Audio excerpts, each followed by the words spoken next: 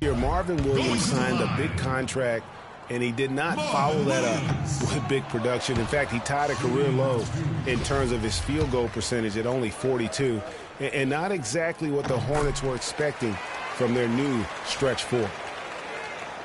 Well, the thing about Marvin Williams, we know he doesn't create for others. He doesn't generate a lot of blocks or steals.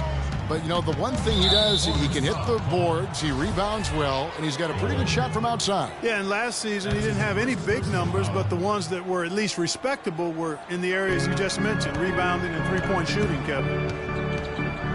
Now, here's Bradley.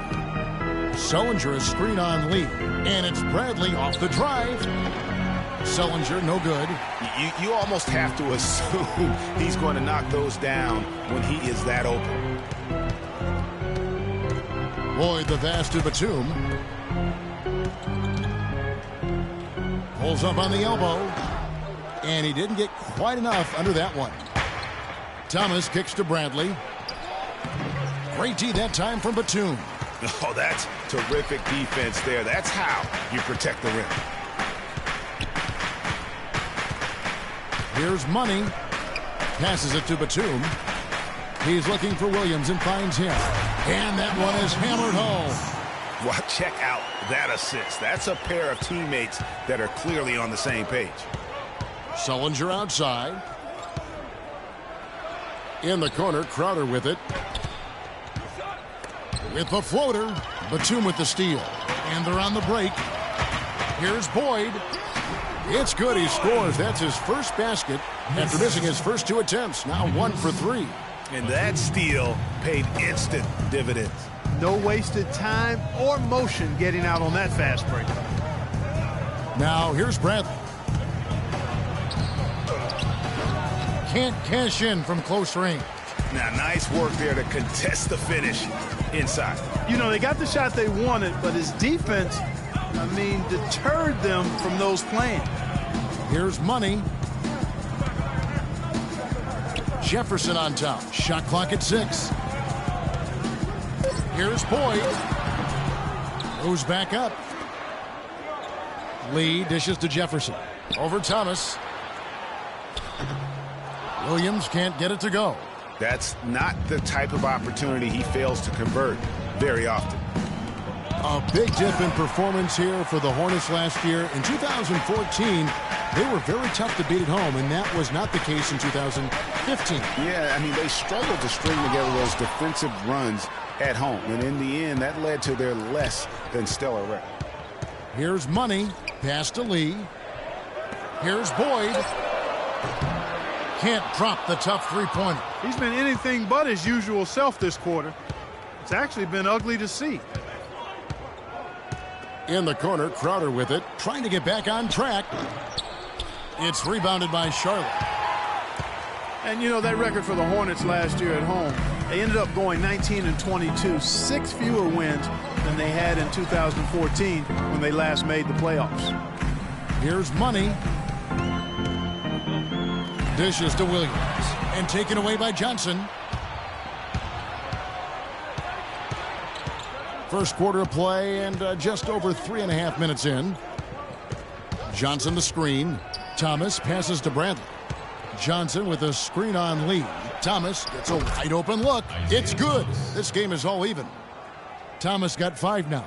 And getting back to the Hornets, they were the worst shooting team in the league at home. And they have to remedy that in a hurry. Shot only 42% here last season. Crowder with the steal. And Thomas, here we go. Plenty of space. And that one's good. Crowder's got his first bucket in this one. I think when you've got somebody that open on the perimeter, a good shooter, the kick-out's the only choice. And Isaiah Thomas traded last season from Phoenix. They can't guard us on the perimeter. Spread the floor and isolate up top. Spacing. As to why they moved it. So a whole new group on the floor now for Charlotte. And a new group in for the Celtics. Kelly Olynyk checked in for Sullinger. Jerebko comes in for Amir Johnson. Turner's checked in for Jay Crowder. And Smart subbed in for Avery Bradley.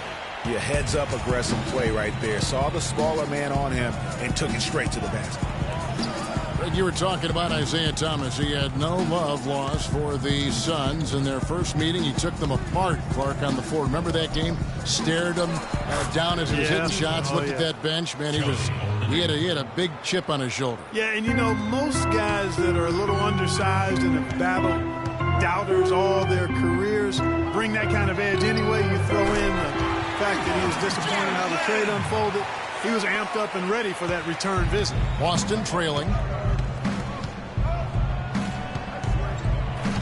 56 seconds left in the first quarter. And that's out of bounds. Boston will retain possession. Celtics ball.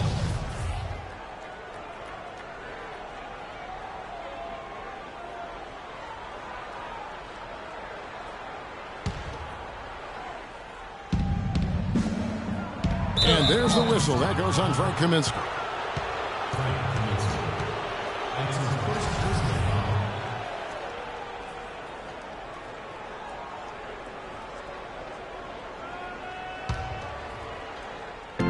51 seconds left to play in the first quarter. The three from Thomas. Good, and Smart gets the assist. And that's now 8 points for Isaiah Thomas. Both teams trading punches back and forth. This thing's like a heavyweight fight. The momentum swings really impossible to keep track of. The energy in the building just keeps going back and forth, ebbing and flowing. I'm loving it. They've been beating them to a lot of those loose balls and rebounds here to start. Yeah, the half and half balls are going their way, and that's really a function of effort and intensity. You know, the ball doesn't discriminate. Whoever goes and gets it, that's who owns it.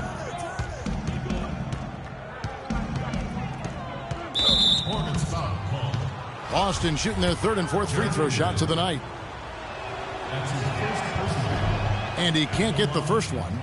Isaiah Thomas at the line for two. Good on the second free throw. And so here's Charlotte. They trail by 3. There's Lynn with the 3. And he gets it to go. Lynn's got 5 now. Such a height mismatch out on the perimeter, and they give up the triple. And Celtics head coach Brad Stevens lured away from a very... I wonder if Coach Brad Stevens feels like he's recruiting another college class with all those draft picks Boston is stockpiling. Well, I don't know how he would address that question, but I do know he's feeling real good about his decision. I mean, taking the Celtics to the playoffs in just his second season,